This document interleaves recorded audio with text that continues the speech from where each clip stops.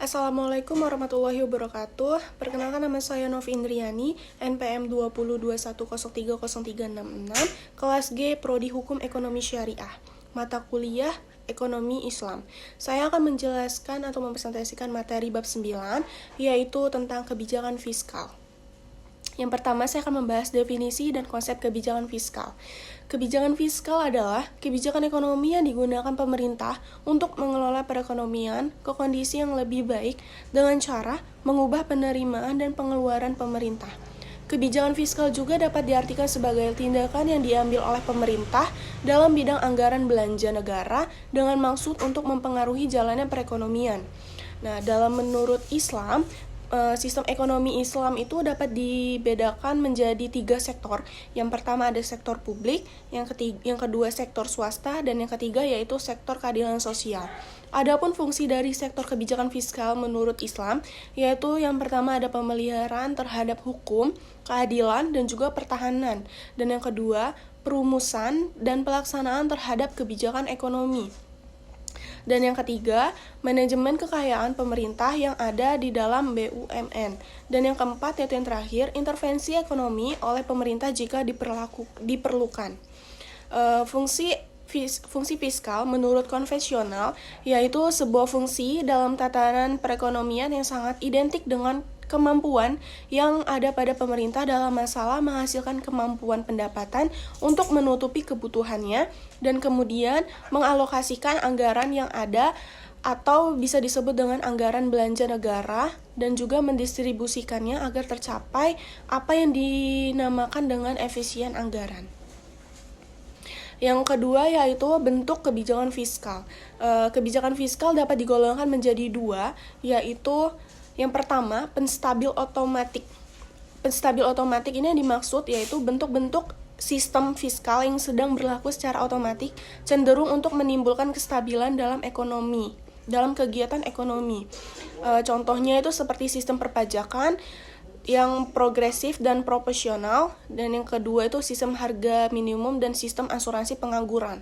Yang kedua yaitu ada kebijakan fiskal diskresioner, yaitu langkah-langkah dalam bidang pengeluaran pemerintah dan perpajakan yang secara khusus membuat perubahan atas sistem yang ada yang bertujuan untuk mengatasi masalah-masalah ekonomi yang dihadapi.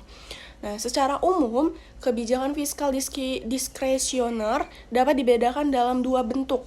Yang pertama yaitu ada kebijakan fiskal ekspansi, maksudnya adalah pada kondisi perekonomian yang rendah, ketika menghadapi masalah pengangguran, dibutuhkan suatu kebijakan yang mampu mendorong perekonomian agar mengurangi jumlah pengangguran. Dan yang kedua itu ada kebijakan fiskal kontraksi. Yang dimaksudnya yaitu kebijakan ini dilakukan ketika masalah inflasi yang dihadapi atau perekonomian telah mencapai kesepakatan kerja penuh tingkat pengangguran yang sangat rendah. Ini kemudian adapun kelemahan dari kebijakan fiskal, yaitu yang pertama adanya jeda waktu, yang kedua persaingan untuk memperoleh dana di antara pemerintah dan sektor swasta. Yang ketiga yaitu ada kebutuhan untuk membayar bunga dan mencicil pembayaran kembali pinjaman di masa yang akan datang.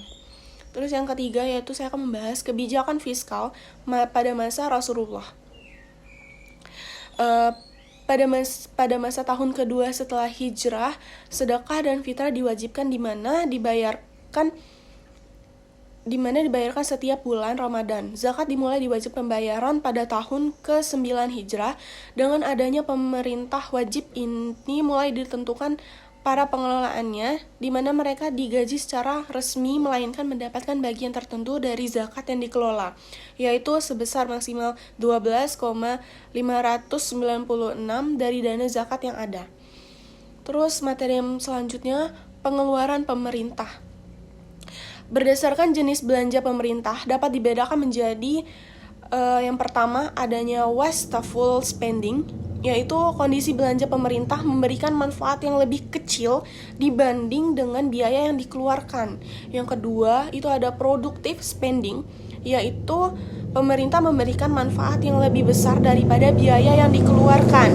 Dan yang ketiga yaitu transfer payment, yaitu jumlah manfaat jumlah manfaat yang diterima dan biaya yang dikeluarkan itu sama besarnya. Dan yang terakhir yaitu materinya utang pemerintah. Suatu kondisi di mana negara akan mengalami pengeluaran lebih besar daripada penerimaan.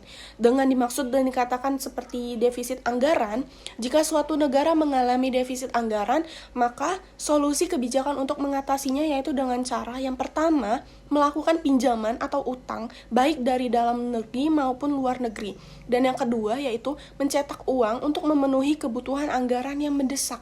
Dan yang ketiga, melakukan kebijakan pengeluaran uang yang ketat. Dan yang keempat, yang terakhir, yaitu menaikkan tingkat pajak. Baik, cukup sekian materi yang saya jelaskan. Saya mohon maaf jika ada kesalahan. Dan saya berterima kasih atas waktunya. Saya akhiri. Wassalamualaikum warahmatullahi wabarakatuh.